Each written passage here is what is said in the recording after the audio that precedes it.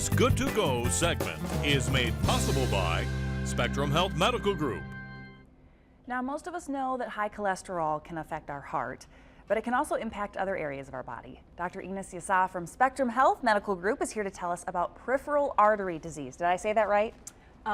Peripheral arterial disease. Peripheral Yes. arterial disease. Absolutely. A mouthful. And I also tell us a little bit about what it is.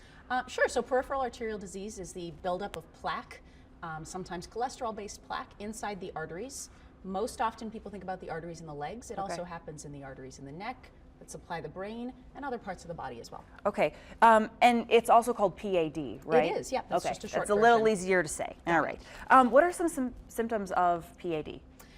Well, it's interesting. That can kind of span the spectrum. Some people have no symptoms at all. Oh, really? And in those people, sometimes, our treatment is varied. Okay. Some people can have symptoms that are calf cramping, thigh cramping, cramping in the hips or buttock when you walk. Okay. Sometimes the symptoms are as significant as pain in your foot all the time. Sometimes cuts, sores, or ulcers on your toes or feet that aren't healing. Okay, but it's mostly on your limbs, right? For peripheral arterial disease, what we talk about is, yes, Okay. legs and arms mostly. And then what are some risks if this is not treated? Great question. If left untreated, and treatment including not modifying lifestyle, not changing your risk factors, peripheral arterial disease can progress to the dreaded complication of amputation. Oh, wow. Okay. Well, and I think, with something like this, some of the symptoms like, okay, my leg is cramping or things like that, you might just kind of brush it off as no big deal, but obviously this can have some pretty serious consequences. What are some common risk factors that we need to be aware of? And then, if you have those risk factors, then you can be more diligent about looking for some of those symptoms. Sure. One of the big risk factors we talk about is any history of smoking.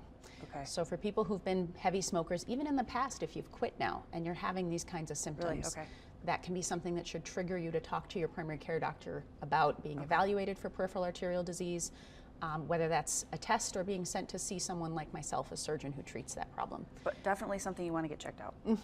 Definitely.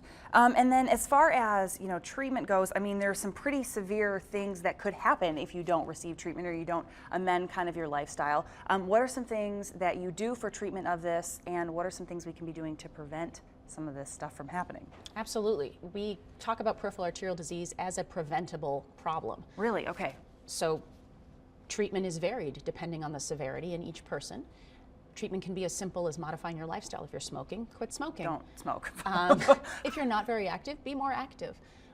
Things like taking a baby aspirin every day, controlling your cholesterol and your blood pressure. If you're diabetic, controlling your diabetes. Simple lifestyle changes can take a person and get rid of the likelihood that they would progress to something severe.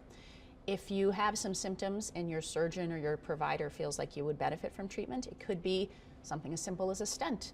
Really? Okay. Yeah, and it can progress to something as more significant as a bypass, but treatment is really individualized for each person. Which is nice because it's not a one-size-fits-all type of thing. You can kind of look at your own lifestyle and kind of make changes based on that.